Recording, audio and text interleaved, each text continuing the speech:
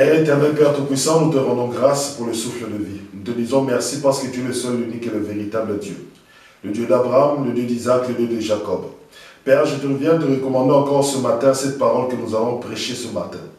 Père, que cette parole puisse prendre racine dans nos cœurs, dans nos vies, afin que cela puisse porter des fruits, et des fruits en abondance. Père Tout-Puissant, Père éternel, que ton Esprit Saint nous conduise, nous guide et nous convainc du péché. Et que l'Esprit Saint puisse nous donner la force de pratiquer et de mettre en pratique cette parole. Nous te bénissons, nous te glorifions. Au nom de Jésus-Christ, j'ai ainsi prié. Amen, amen, amen. Bienvenue à l'église La Grâce de Dieu Paris-France. Vous êtes bien au 12 square Gérard Philippe et c'est votre bien-aimé, le frère Kale Kabasele Badino. Bien-aimé, n'oubliez pas, partagez, commentez, likez et abonnez-vous. Et n'oubliez pas que l'église est ouverte à tout le monde. Donc si vous avez besoin d'avoir un temps de communion, un temps de partage, bien aimé, n'hésitez pas, regardez dans la description de cette vidéo, vous trouverez mon numéro de téléphone, appelez-moi et nous pourrons partager le cas vous concernant. Aujourd'hui, notre thème de ce matin, c'est la parole du Seigneur et les fruits de l'Esprit. La parabole du Seigneur et les fruits de l'Esprit. Le dimanche passé, nous avons parlé de la parabole du Seigneur. Cette semaine, nous allons ajouter un détail qui est très important.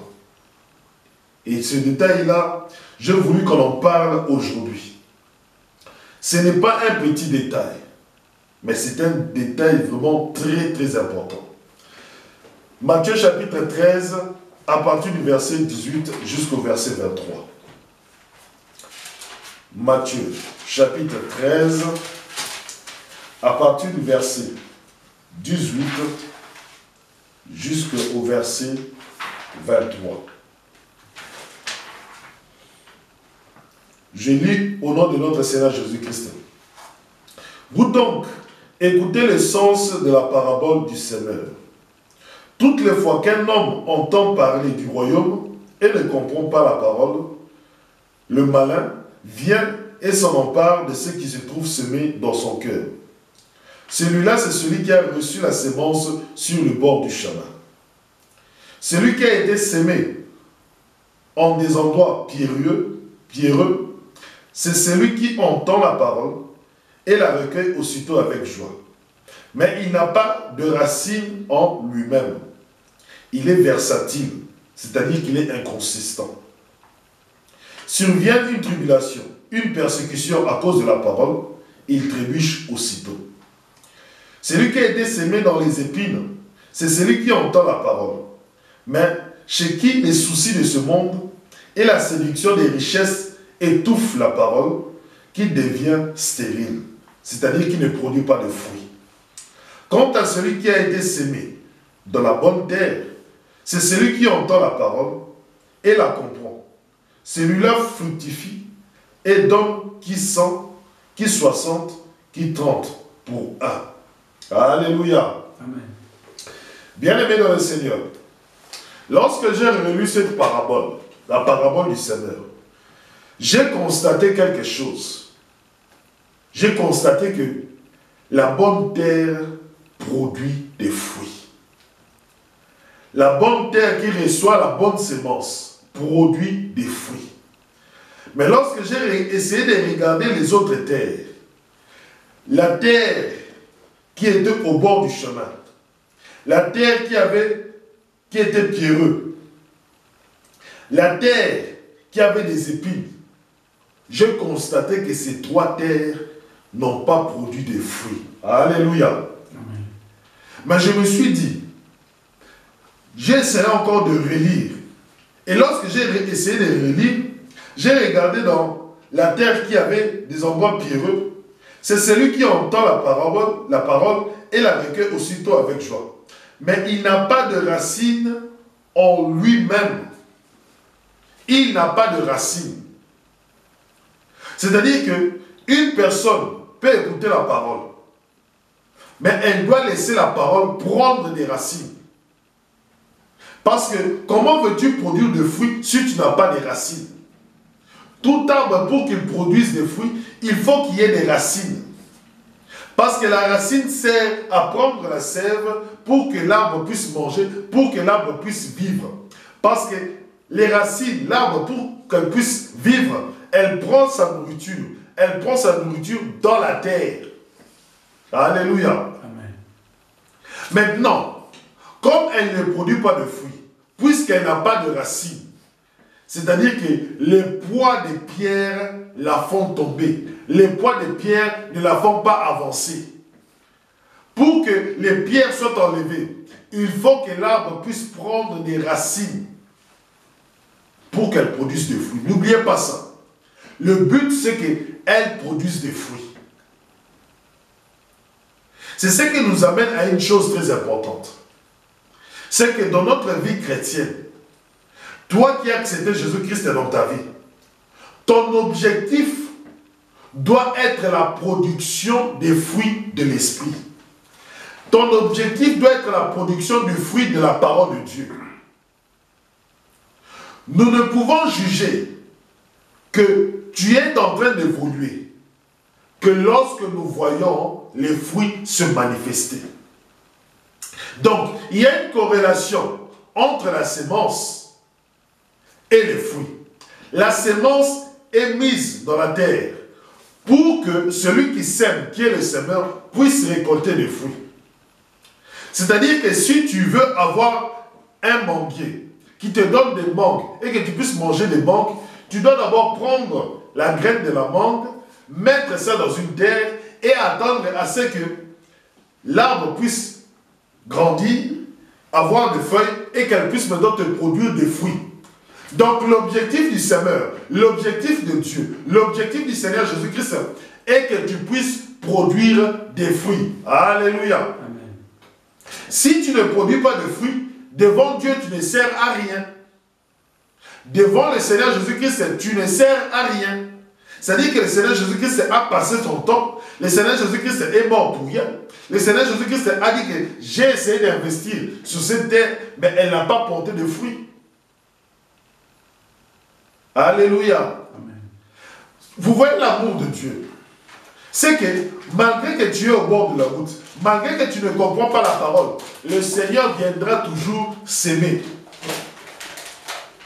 Le Seigneur viendra toujours s'aimer, c'est-à-dire que le Seigneur viendra toujours te donner une parole. Le Seigneur viendra toujours te donner une parole. Tu ne comprends pas aujourd'hui. Le Seigneur vient demain, il te donne encore la parole. Tu ne comprends pas aujourd'hui. Le Seigneur vient encore, tu donnes la parole. Pourquoi? Parce que le dernier jour, lorsque tu diras que le Seigneur, je n'ai jamais entendu ta parole. Le Seigneur, je n'ai jamais vu ta parole. Le Seigneur te dira, telle date. Il y a un frère qui a prêché, tu as entendu sa parole. C'est ça la sémence. Mais moi, lorsque j'ai mis une sémence en toi, c'est pour que tu produises des fruits. Tant que tu ne produis pas de fruits, cela ne sert à rien.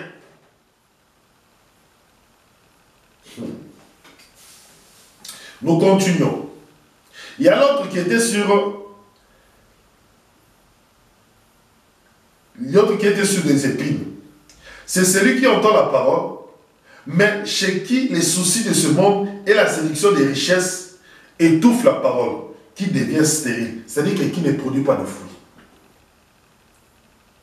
Bien-aimé, les fruits de l'esprit, les fruits de la parole sont différents. Sont différents de ce que les gens pensent. Sont différents de ce que tu vois. Parce que quelqu'un te dira, ce qui démontre que je suis un enfant de Dieu, que je produis les fruits du Saint-Esprit, c'est avoir un mariage, c'est avoir une maison, c'est avoir un appartement, c'est avoir des enfants, c'est avoir un travail, c'est voyager, avoir un visa, partir partout dans le monde, être riche. Et c'est cela qui veut te présenter comme le fruit de l'esprit. Alléluia. Bien-aimés, vous comprenez maintenant pourquoi il y a beaucoup de divorces dans les églises. Pourquoi? Parce que les gens pensent que le fruit de l'esprit, c'est avoir le mariage. Or, le véritable fruit de l'esprit, pour voir si toi tu es le fruit du Saint-Esprit, c'est dans le mariage, c'est dans le comportement que nous voyons que tu as le fruit du Saint-Esprit. Alléluia. Amen. Donc, beaucoup de gens pensent que quand il a le mariage, quand il a les enfants, c'est ça le fruit de l'esprit. Bien aimé, le fruit de l'esprit se manifeste dans le mariage comment? Par ton comportement. Si tu es un homme, nous devons voir le fruit de l'esprit qui est l'amour envers ta femme et tes enfants. Si tu es une femme, nous devons voir cet amour-là, la soumission. La soumission est un fruit de l'esprit envers ton mari. Il y a beaucoup de femmes qui sont dans le mariage, qui sont insoumises. Mais lorsqu'elles sortent dehors, elles montrent la bague. Moi, tu vois, moi je suis marié. Hein. Cela démontre que Dieu m'aime. Cela démontre que le royaume de Dieu agit en moi. Cela démontre que Dieu me bénit. Bien-aimé, cela te servira à quoi? D'avoir un mari, d'avoir une femme à la maison, si vous ne produisez pas le fruit de l'esprit. Si vous ne produisez pas le fruit de l'esprit. Parce que ce mariage-là ne sera que cacophonie, cacophonie, cacophonie, désordre. Pourquoi? Parce qu'il n'y a pas le fruit de l'esprit qui vous unit. Parce que quand les soucis sont là, toi tu te focalises sur les soucis. La richesse du monde, tu te focalises sur ça. Bien aimé, la richesse de ce monde n'est pas synonyme de fruit de l'esprit. Je répète, la richesse de ce monde n'est pas synonyme que tu as les fruits de l'esprit. Réussir dans ton business n'est pas le fruit de l'esprit. Réussir dans ton travail, avoir une promotion, cela ne démontre pas que tu as le fruit de l'esprit en toi.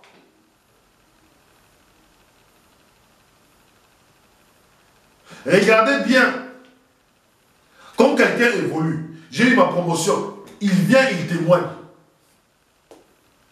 Mais quand est-ce que témoigneras-tu que j'ai mon frère, j'ai ma soeur, à qui je ne pouvais pas pardonner, à qui je n'arrivais pas à le pardonner.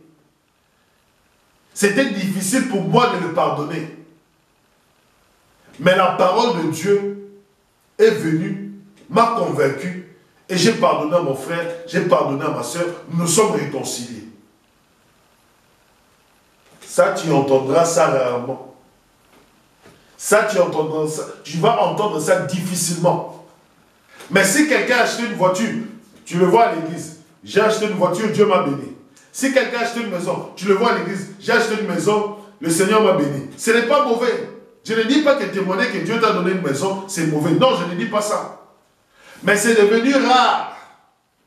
C'est devenu rare d'entendre que quelqu'un dise à sa femme, j'ai été adultère, j'ai été infidèle, pardonne-moi, je me répands.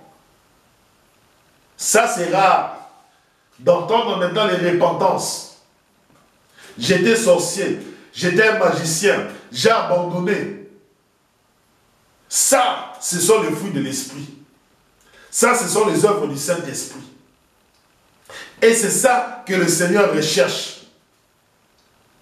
La joie est dans le ciel. Non quand tu achètes une voiture, non quand tu as du travail, non quand tu te maries, non quand tu deviens riche, non quand tu pars aux États-Unis, non pas quand tu...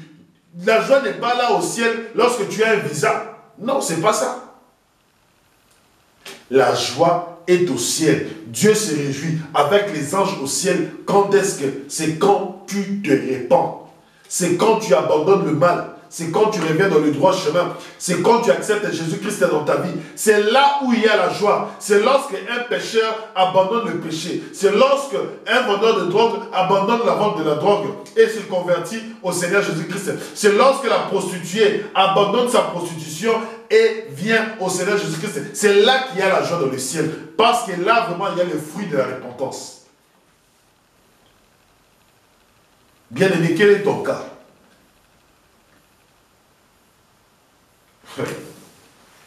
Galates chapitre 5, à partir du verset 19. Nous allons voir maintenant le fruit du Saint-Esprit. Galates chapitre 5, à partir du verset 19. Et c'est ça en fait qui fait maintenant la différence. Pourquoi est-ce que le Seigneur Jésus-Christ a dit nous sommes au temps de Lot? Pourquoi est-ce que le Seigneur Jésus-Christ a dit nous sommes au temps de Noé? La caractéristique du temps de Lot, la caractéristique du temps de Noé, c'est la richesse matérielle. Il y avait une abondance matérielle énorme. Au temps de Noé, les gens se mariaient. Au temps de Noé, les gens achetaient, vendaient. Au temps de Noé, le business fleurissait. Il y avait vraiment le business avançait à un niveau extraordinaire. C'est de même comme aujourd'hui. Regarde comment est-ce que les gens s'enrichissent. Les gens, quand tu regardes même les réseaux sociaux, ils te disent qu'un seul objectif, que tu ne deviennes riche. Leur objectif, c'est que toi, tu deviennes riche. Que tu puisses avoir de l'argent, que tu puisses partir en retraite avec des millions de dollars. Voilà l'objectif qu'ils te donnent. Voilà ce qu'ils te montrent. Mais nous allons maintenant voir les fruits de l'esprit. C'est que Dieu attend de toi.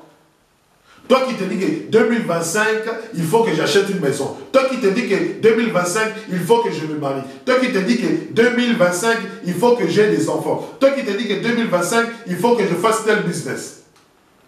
Mais bien aimé, si en 2025 tu te maries, si tu n'as pas le fruit de l'esprit, la conséquence sera quoi? Le divorce. Si tu as des enfants et que tu n'as pas le fruit du Saint-Esprit, la conséquence, c'est que tes enfants seront mal éduqués. Alléluia. Amen. Donc vous voyez que le fruit du Saint-Esprit ont des conséquences dans ta vie privée. Le fruit du Saint-Esprit ont des conséquences dans ta vie de chaque jour. Les fruits du Saint-Esprit. Galates chapitre 5 à partir du verset 19. Je lis au nom de notre Seigneur Jésus-Christ. Elles sont bien connues, les œuvres de la chair. Ce sont la fornication, l'impureté, libertinage, idolâtrie, maléfice, inimitié, discorde, envie, emportement, cabale, dissension, faction, jalousie, beuverie, orgie et autres choses semblables. Je vous en préviens comme déjà je vous ai prévenu. Ceux qui font de pareilles choses ne posséderont pas le royaume de Dieu. Alléluia. Ceux qui font ce genre de choses ne posséderont pas le royaume de Dieu. Bien aimé, lorsque j'ai lu ces versets, je me suis dit, mais nous sommes au temps de Noé. Nous sommes au temps de Lot. Quand je regarde le temps de Noé, quand je regarde le temps de Lot, et je regarde cette génération actuelle, je dis qu'il n'y a pas de différence. Et écoutez, je recommence. La fornication. Aujourd'hui, regardez comment est-ce que l'impudicité sexuelle est devenue une norme dans les sociétés mondiales. Moi, je suis en France. L'impudicité sexuelle est devenue une norme. C'est devenu normal. C'est-à-dire qu'une personne peut coucher avec celui-là, peut coucher avec une autre personne, peut coucher avec une autre personne. C'est-à-dire que cette personne n'a pas de moralité. Cette personne-là n'a pas de mœurs. Désordre sexuel. La personne te dit, moi je ne veux pas être ta femme, moi je ne veux pas être ton mari, mais nous pouvons avoir une vie sexuelle entre nous. Tu te poses la question, mais ces personnes comprennent-ils les œuvres de la chair? Ces personnes comprennent-ils les œuvres du Saint-Esprit? Les soucis dont on parle, Les soucis dont on parle, les épreuves qui te bloquent pour accéder au royaume de Dieu. C'est par exemple la fornication. Quand tu es en face de la fornication, quand tu es en face de la tentation de la fornication, quand tu es en face de l'immoralité sexuelle, quand tu es en face de l'adultère, c'est ça qu'on appelle des difficultés liées à la parole. C'est ça qu'on appelle des épreuves liées à la parole. Parce que tu es marié. Tu ne peux pas avoir une autre femme ou un autre mari que celui que tu as. Mais maintenant, il y a quelqu'un qui te drague à l'extérieur. Il y a quelqu'un qui te drague. Au lieu de toi de t'opposer à cela, au lieu que toi, tu puisses refuser cela, mais toi, tu tombes. Bien-aimé, c'est ça les difficultés qui t'empêchent d'accéder au royaume des cieux. Là, la parabole du semeur, c'était le Seigneur Jésus-Christ qui parle. Mais aujourd'hui, l'apôtre Paul vient nous rappeler ceci. Il dit que je vous en préviens comme déjà je vous en ai prévenu. Ceux qui font de pareilles choses ne posséderont pas le royaume des cieux. Il nous prévient comme le Seigneur Jésus-Christ nous a prévenu. Lui, il ne fait que répéter. La fornication, l'impureté, le libertinage. Alléluia. Aujourd'hui, tu peux avoir deux partenaires. C'est normal. Tu peux être à la fois homosexuel et bisexuel. Donc, tu peux être tout ce que tu veux. Ce qu'on appelle l'hédonisme. C'est-à-dire que c'est quelqu'un qui sort avec des garçons. C'est quelqu'un qui sort avec des filles. Il sort avec tous les deux genres directement. Bien aimé, ça c'est une abomination. Avec ça, tu ne pourras pas accéder au royaume des cieux. Avec ça, tu ne pourras pas accéder au royaume des cieux. Quelqu'un qui est un homme, qui est né homme, et on vient, il change son sexe, il devient femme. Bien aimé, avec ça, tu n'accéderas pas au royaume des cieux. Avec ça, tu n'accéderas pas au royaume des cieux. Même si tu te caches, je dis que j'ai fait ma transition de genre, j'étais un homme, maintenant je suis devenu une femme. Tu as pris tous les attraits à peu près de la femme. Parce que même si tu deviens une femme, on saura que tu es une femme. Et on saura que tu es un homme. Tu pars, tu te fais baptiser en tant que transgenre, sans te repentir. Bien aimé, tu n'as rien fait, tu n'auras pas accès au royaume des cieux. Tu n'auras pas accès au royaume des cieux.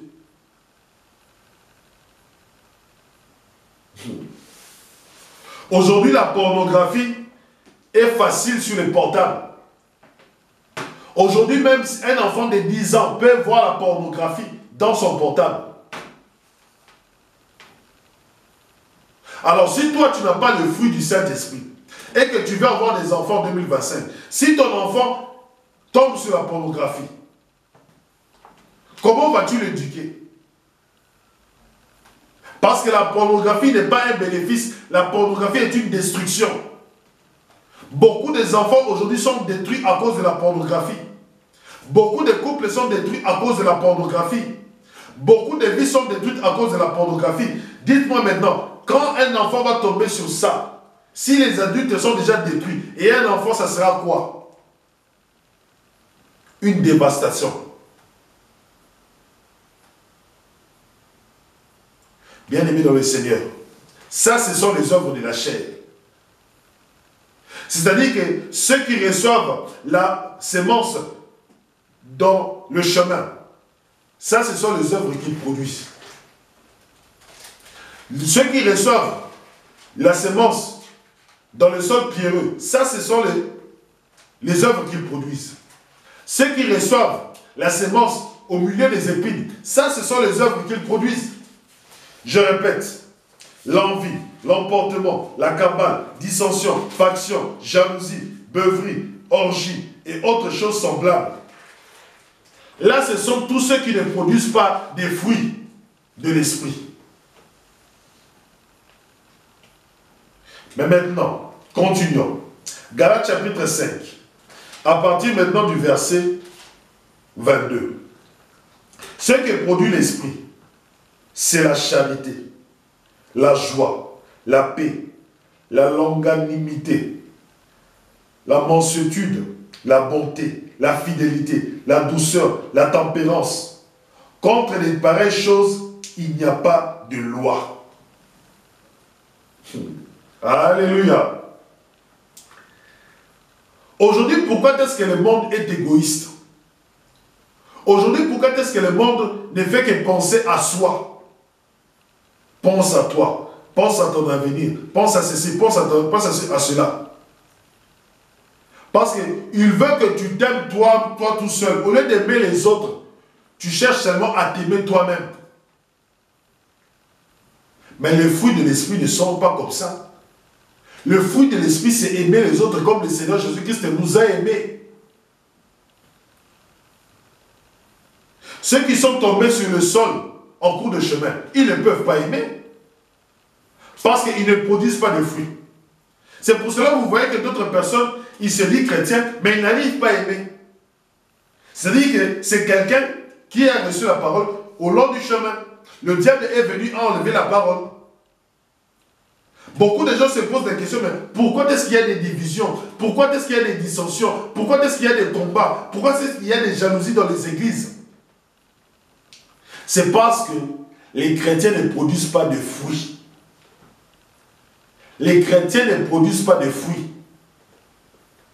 Regardez dans les Actes des Apôtres, la première église. Les gens étaient un. Les fidèles étaient un. Ils avaient une même pensée, ils avaient un même esprit et ils avaient un seul âme, une seule âme. Ils étaient plusieurs, 4 000, 5 000, mais ils avaient tous une seule âme, les mêmes sentiments. L'église ne se divisait pas. Il n'y avait pas de dissension, il n'y avait pas de querelles, il n'y avait pas tout ça. Mais lorsque maintenant vous entrez dans l'église de Corinthe, c'est là maintenant que vous voyez les différents types des terres. Vous voyez un autre qui sort avec la femme de son père. Vous voyez un autre qui est dans l'homosexualité. Vous voyez un autre qui est dans l'immoralité sexuelle. Vous voyez un autre qui sont dans les divisions. Moi je suis de Paul, moi je suis d'Apollos. C'est ça qui se passe aujourd'hui aussi. Mais avec de telles choses, l'apôtre Paul est clair. Vous n'allez pas hériter du royaume des cieux. Vous n'allez pas accéder au royaume des cieux. Écoutez ce qu'il dit au verset 22. Ce que produit l'esprit, c'est la charité, c'est l'amour. Bien-aimés, ne pensez pas que vous dites que j'ai l'amour, j'ai l'amour, j'ai l'amour. Beaucoup de gens disent, j'ai l'amour, j'ai l'amour, j'ai l'amour. Tu vois, moi j'ai l'amour de mon frère, j'ai l'amour de ma soeur. Ça, c'est peut-être à l'église. Mais arrivé à la maison, ça fait 1 mois, 2 mois, 3 mois que cet homme qui se dit avoir l'amour ne parle pas à sa femme. Ça fait 1 mois, 2 mois, cette femme qui se dit avoir l'amour ne se soumet pas à son mari. L'amour n'est pas verbal. Le fruit de l'esprit, ce ne sont pas des choses verbales. Ce ne sont pas des choses qui sont verbales. Le fruit de l'esprit, ce ne sont pas des choses qui sont verbales. Non. Les fruits de l'esprit, c'est les choses que nous voyons dans le comportement, dans la pratique. Tu dis que tu as l'amour, va pardonner ton prochain. Tu dis que tu as l'amour, aime ta femme. Tu dis que tu as l'amour, soumets-toi à ton mari. Tu dis que tu as l'amour, soumets-toi à tes parents. C'est simple. On ne te demande pas grand-chose. Tu dis que tu as l'amour, mets la paix entre tes frères. Tu dis que tu as l'amour, mets la joie. Tu dis que tu as l'amour, unis les gens.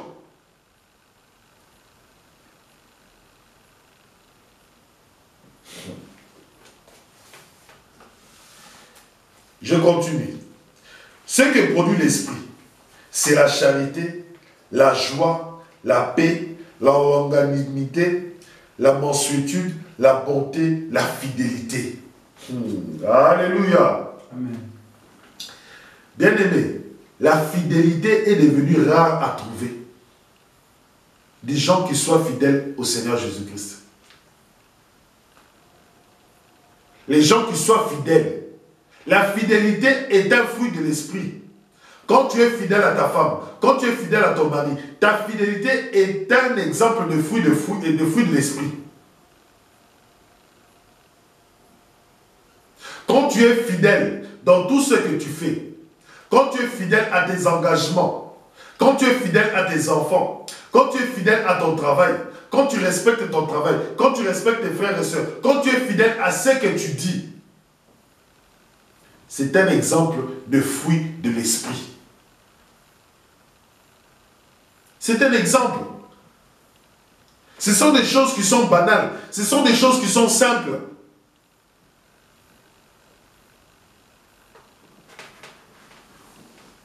Être fidèle. Être fidèle. Mais aujourd'hui, les gens te diront, non, tu vois, le Seigneur agit en moi. Je suis riche. J'ai 100 000 $ dans mon compte. J'ai 1 million de $. Je fais des transactions énormes. Je connais Bill Gates. Je connais un tel président. Je connais ceci. On va te regarder, on va se poser la question. Est-ce que ça, ce sont les fruits de l'esprit? Lorsque Paul te parle de son ministère, Paul te dit que je suis allé prêcher quelque part. J'ai été lapidé. Je suis allé prêcher quelque part. J'ai les traces des coups de fouet. C'est ça qui montre qu'il a prêché. C'est ça qui montre que son ministère avance. C'est ça qui montre qu'il avance dans son ministère. Mais toi, pour nous montrer que tu avances dans ton ministère, il faut que tu achètes une Rolls-Royce. Il faut que tu achètes un jet privé. Il faut que tu aies beaucoup d'argent. Il faut que les gens viennent te donner de l'argent.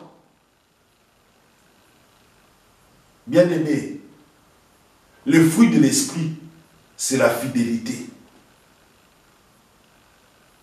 La fidélité. Es-tu fidèle au Seigneur? Es-tu fidèle dans tes prières?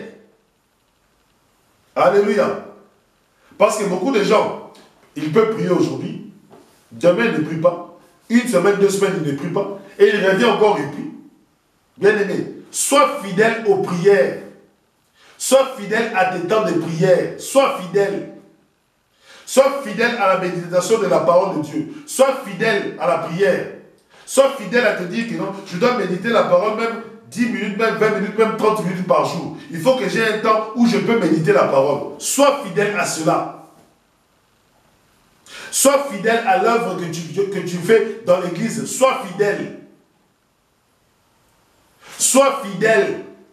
C'est ça qui démontre le fruit de l'esprit. Alléluia. Amen. Ce n'est pas que tu sors de l'église, c'est fini, tu fermes la Bible, c'est fini. Rendez-vous dimanche prochain, là où tu vas ouvrir la Bible. Alléluia. Donc, rendez-vous dimanche prochain, c'est là où tu vas encore ouvrir la Bible. Non. La Bible se médite chaque jour, petit à petit. Mais que l'on soit fidèle à son rythme. Je vais lire un chapitre aujourd'hui. Ok, je lis le chapitre. Je lis. Dès que je comprends, je glorifie Dieu, je le mets en pratique.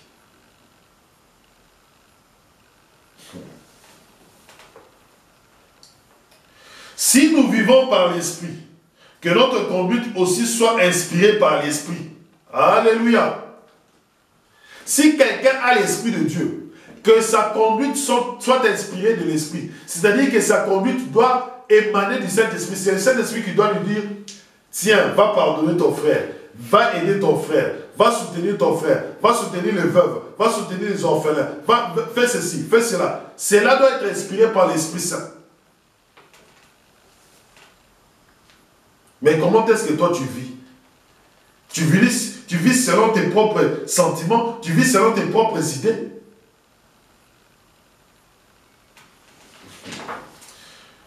Nous allons clôturer par ce verset. Jacques chapitre 1, à partir du verset 22. Jacques chapitre 1, à partir du verset 22.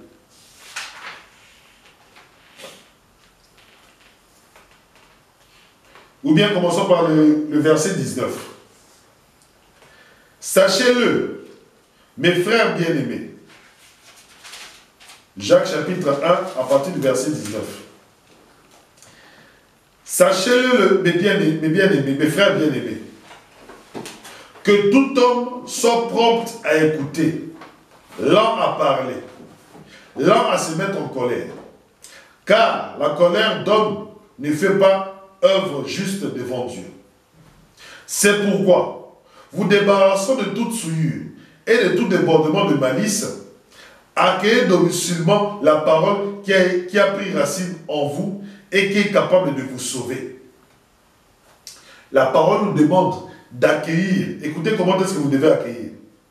Accueillez docilement la parole qui a pris racine en vous et qui est capable de vous sauver. Mais mettez la parole en pratique et ne vous contentez pas de l'écouter. Cesserez vous illusionner.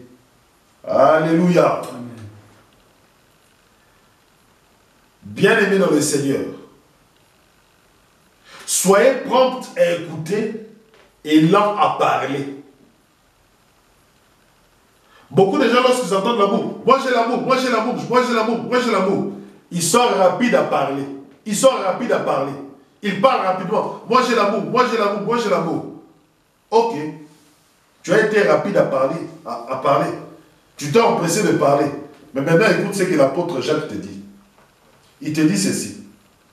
Mais mettez la parole en pratique et ne vous contentez pas de l'écouter. Cesserez vous illusionner.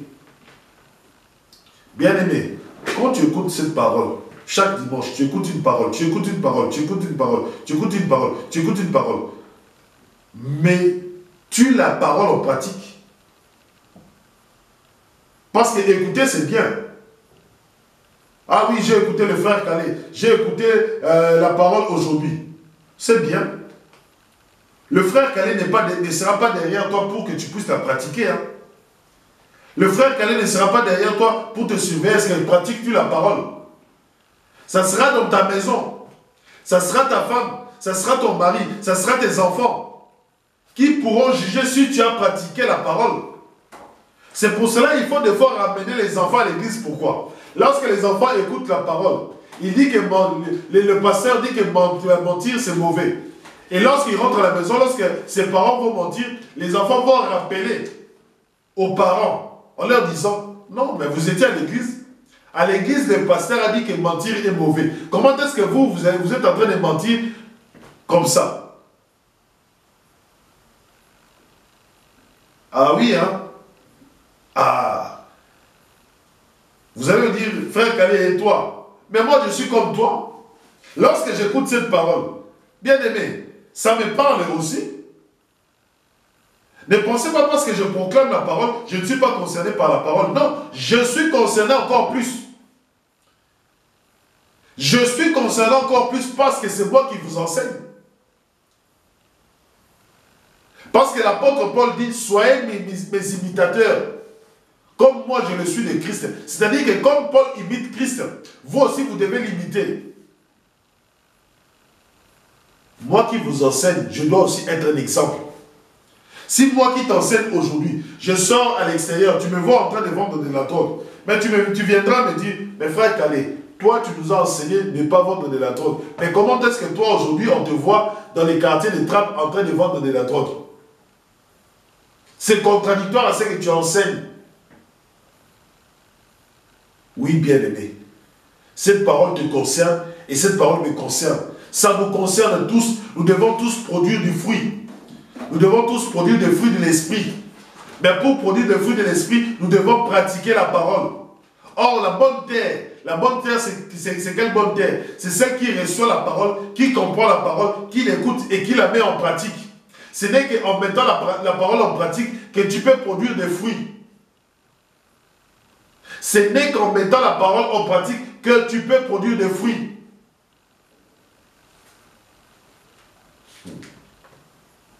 Alléluia. Amen. nous allons finir par cette prière. Père Tout-Puissant, Père éternel, nous avons entendu et écouté ta parole. Père, nous ne voulons pas que cette parole, que le diable puisse la voler. Nous ne voulons pas que cette parole puisse être étouffée par les difficultés, par les épreuves. Nous ne voulons pas que cette parole puisse être étouffée par les soucis et les richesses de ce monde. Mais nous voulons que cette parole que nous avons reçue aujourd'hui puisse produire des fruits de l'Esprit. Père, que le Saint-Esprit nous donne la force de pratiquer cette parole. Car ce n'est qu'en pratiquant que nous verrons les fruits de l'Esprit. Que cette parole puisse nous donner la force de pratiquer cette parole et que nous puissions avancer. Car lorsque nous produirons les fruits de l'Esprit, c'est là que les gens reconnaîtront que nous sommes des disciples. C'est là que les gens reconnaîtront que l'amour existe. C'est là que les gens reconnaîtront que le pardon, la paix, la joie, l'unité, le bonheur, la fidélité existent réellement. C'est là que les gens verront Christ en nous. C'est là que les gens diront que réellement ce sont des chrétiens. Esprit Saint, aide-nous à pratiquer cette parole aujourd'hui. Nous sortirons de ce lieu et nous la pratiquerons directement. Nous bénissons cette parole. Nous te rendons grâce, Seigneur Jésus-Christ, pour tout ce que tu as fait et accompli pour ce dernier dimanche de l'année 2024. Nous te rendons grâce de tout ce que tu as fait pour cette année. Nous te disons merci et nous te recommandons 2025. Sois avec nous, Seigneur Jésus-Christ. Nous te bénissons et nous te glorifions pour tout ce que tu as accompli aujourd'hui dans ce culte. Au nom de Jésus-Christ, j'ai ainsi prié. Amen, amen, amen. Bien-aimé, 12 square Gérard Philippe, 78 190, Église La Grâce de Dieu Paris France. Je vous dis à dimanche prochain, le premier dimanche de l'année 2025. Soyez bénis. Sois béni, mon frère. Sois béni, mon frère. Sois béni.